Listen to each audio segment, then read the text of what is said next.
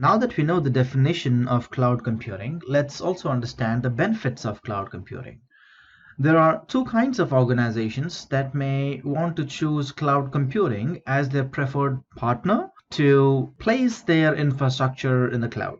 One is the new companies or startup companies who have nothing on their on-premise infrastructure. Others are existing businesses who might want to choose a gradual movement from their on-premise to the cloud to save money and get all the benefits and good features of cloud computing. In this video, we'll learn about the benefits of cloud computing and what it can offer to the business. Cloud computing is a cost-effective solution, primarily because it provides a way to pay as you use the services, or we can also call it as a consumption-based pricing model, because you really do not have to pay any upfront predefined amount for the computing resource or hardware. It's just like renting the hardware. You just use it, and then once you're done, you give it back to the cloud provider. Then you pay for just that amount of time you have used it. This consumption model brings several benefits because there are no upfront costs. There is no need to purchase or manage the costly infrastructure. The ability to pay for additional resources only when they are needed. And you can stop paying for resources when they are no longer needed. And this also allows for better cost prediction. Prices for individual resources and services are provided, so you can predict how much you will spend in a given billing period, and you will know what is your expected usage and what will be your probably the next month's bill as well. You can also perform analysis based on the future growth using historical usage data tracked by the cloud provider. Another advantage is scalability. You can increase or decrease the resources or services based on demand. When the infrastructure was on your premise, this particular feature was so difficult, and hence scalability and elasticity are one of the key attractive features of cloud computing. On your premise, if you want to keep your infrastructure scalable, then you need to procure quite a lot of infrastructure. In cloud, you don't have to do that because scalability is done on demand. Consider that there is an e-commerce application and there's a sale going on, and that sale will lead to spike in traffic overnight. Because the cloud is elastic in nature, the cloud computing provider will automatically allocate more resources to handle the increased traffic. And when the traffic begins to normalize, the cloud computing provider will automatically deallocate the additional resources to minimize the costs. So when there's a whole lot of traffic, that will rise up the CPU usage, the memory usage, the disk IOPS, and the network utilization. The cloud provider automatically bumps up new instances in your infrastructure in the cloud.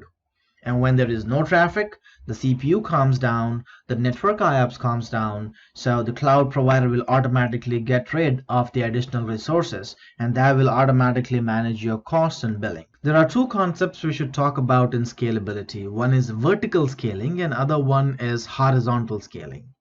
What we discussed so far is horizontal scaling, which is a process of adding more and more servers that function together as one single business unit. Consider the same example of an e-commerce application. So usually you will have a web server or maybe a cluster of web servers behind a load balancer. These web servers will be handling the load from the production environment. These web servers will be handling the current traffic. And when the traffic goes high, I'll be creating more and more servers. And this is an example of horizontal scaling. The new servers that are automatically provisioned can also get automatically connected to the load balancer. Vertical scaling, on the other side, is about adding resources to the existing set of servers.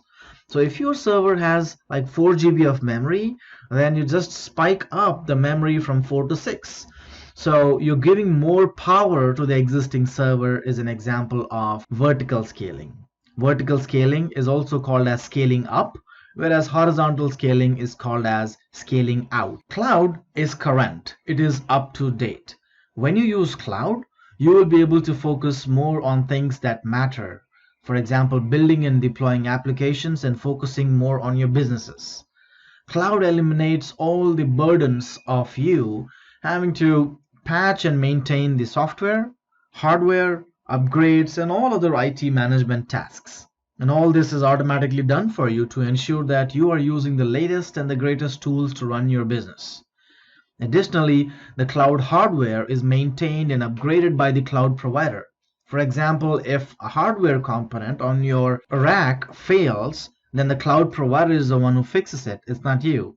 If new hardware update becomes available or firmware update becomes available, you do not have to go through the hassle of updating the firmware. It is a cloud provider who does that.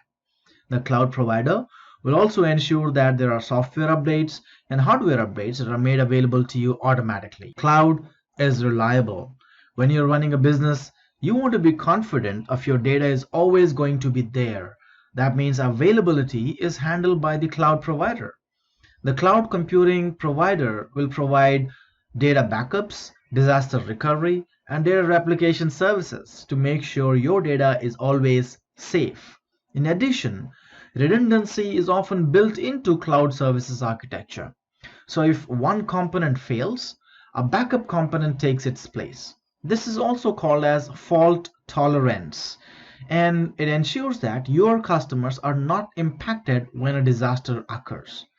Disaster recovery, backups, fault tolerance, and availability are the critical features of cloud computing. Cloud is global. Cloud providers have a fully redundant data centers which are spread across different parts of the world, which is called as a region. This gives cloud a geographical footprint for the customers to make sure that customers feel as if their application is running locally. And this ensures that the customers get the best response time possible no matter where they are in the world. You can replicate your services into multiple regions for redundancy and locality. You can replicate your services into multiple regions for redundancy and to make sure that there is least latency. You can specify a specific region to ensure you meet data residency and compliance laws for your customers. Cloud is secure. Think about how you can secure your data center. There are a lot of things that you need to take care of, right from the physical security to the technical controls that must be in place. That's a lot of overhead on the customers. You need to take a look at who's accessing your building, who's operating the server racks, and so on. How about digital security, multi-factor authentication? How are you protecting the data, applications, infrastructure from potential threats that are going on today? When it comes to physical security, the cloud provider takes care of the infrastructure with heavily guarded walls, cameras, gates, and security personnel and so on to protect the physical assets. They also have strict procedures in place to ensure employees have access only to those resources that have been authorized to manage. There is something called as digital security. One thing that makes cloud unique is that you rent compute and storage resources from a shared pool. Plus, data can travel in different ways within a data center, between data centers, and across the internet. Where we want to make sure that just authorized users access it, and that then becomes a shared responsibility.